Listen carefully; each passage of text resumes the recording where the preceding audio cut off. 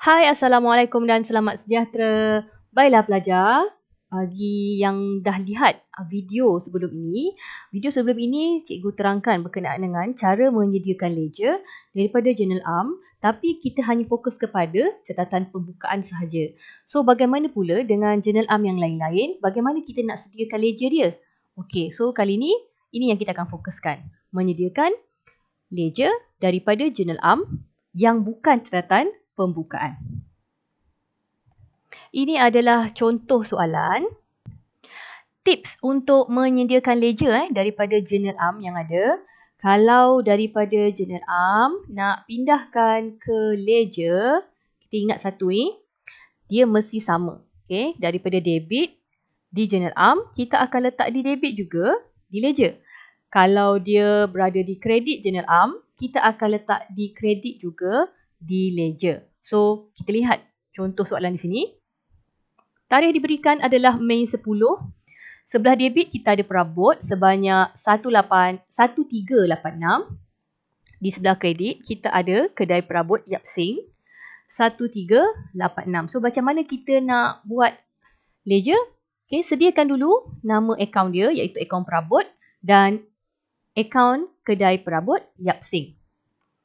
Okay, saya dah sediakan di sini akaun perabot dan di bawah ni saya dah sediakan tajuknya iaitu kedai perabot Yap Sing. So macam mana kita nak pindahkan? Yang debit adalah perabot. Jadi kita akan masukkan di sebelah debit juga. Okay, perabot ni debit, kita akan masuk di sebelah debit juga. Manakala kedai perabot Yap Sing kita akan letak di sebelah kredit juga. Sebab debit, kredit dan kredit. Okay, dia sama saja dia punya pengurusan. Jadi kita masukkan Mei 10, 1386 di sebelah debit. Seperti ini. Seterusnya, kedai perabot Yap Sing kita akan letak sebelah kredit. Seperti ini. Okey, jadi yang tinggal apakah butiran yang kita nak letakkan di dalam ni? Bersama dengan butiran yang ada di dalam akaun perabot.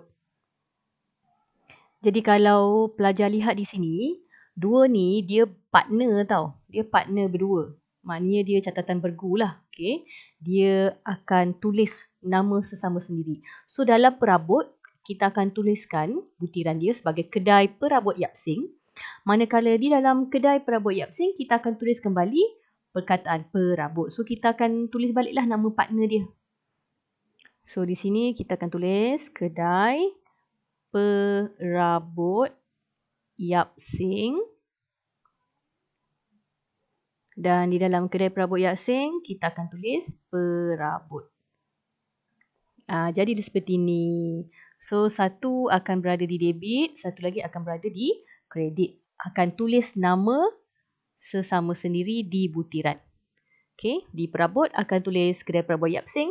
Di kedai perabot Yap Sing akan tulis kembali perabot. Okey, kita akan tengok contoh seterusnya. Baiklah, kali ini diberi kedai buku Wan Cik Ros berada di sebelah debit dan perabot berada di sebelah kredit. Jadi cara kita nak tulis sama seperti tadi.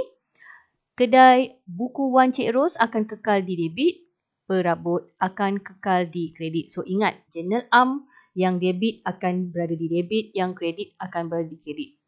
So kita masukkan sekarang.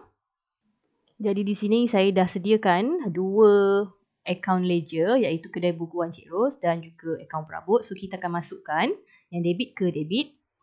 Tarikhnya Mei 13. So kita akan masukkan Mei 13 dengan 648. Mei 13 648.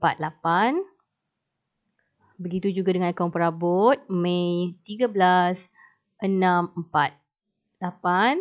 Dan seperti yang saya kata tadi, mereka berpartner antara kedai buku Wan Cik Ros dengan perabot. Jadi kita akan tulis kembali antara dua nama ni di tempat ledger sama sendiri.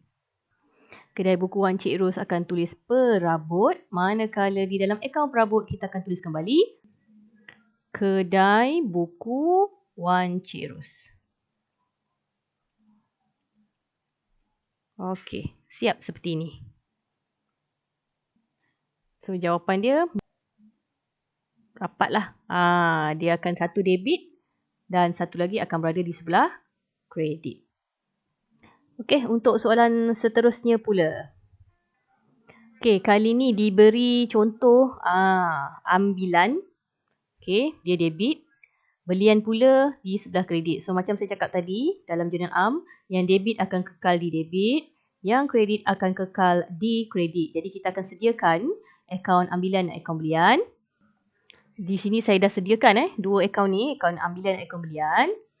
Jadi kita akan masukkan belian akan berada di kredit, ambilan akan berada di debit. So kita akan masukkan nilai dia di sebelah debit untuk ambilan, Mei 9450,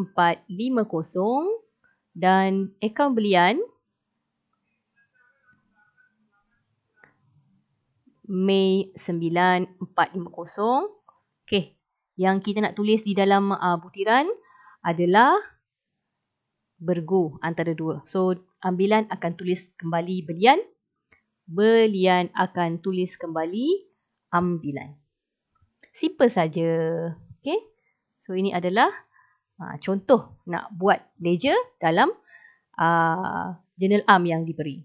Okey, kita akan tengok soalan seterusnya. Baiklah, soalan ini diberi kenderaan. Okay, kenderaan ni berada di debit, modal berada di kredit. Jadi, jurnal am yang berada di debit akan kekal di debit di ledger, manakala yang di kredit akan kekal di kredit di dalam ledger. So, kita akan sediakan akaun kenderaan dan akaun modal seperti ini, dan kita akan masukkan nilai dia. Jadi kenderaan akan berada di debit. So saya akan tulis Mei 20, 50,000. Okey. Kenderaan akan tulis balik modal. Dan akhir sekali modal akan berada di sebelah kredit. So saya akan tulis balik tarikh dia Mei 20, 50,000 dan butirannya kita akan tulis kembali kenderaan. Okey. Simple saja. Senang kan? Jadi para pelajar, kalau dapat soalan berkenaan dengan jurnal am dan kita perlu pindahkan ke dalam ledger, mudah saja sediakan satu persatu akaunnya dan tuliskan yang debit kekal di debit, yang kredit kekal di kredit di dalam ledger, dan butirannya kita hanya tulis antara dua. Okey, pastikan kalau kenderaan, janganlah tulis kenderaan di dalam ni. Okey, automatik salah. Kenderaan akan ganti balik nama partner dia, iaitu modal. Manakala modal akan ganti balik nama partner dia sebagai kenderaan.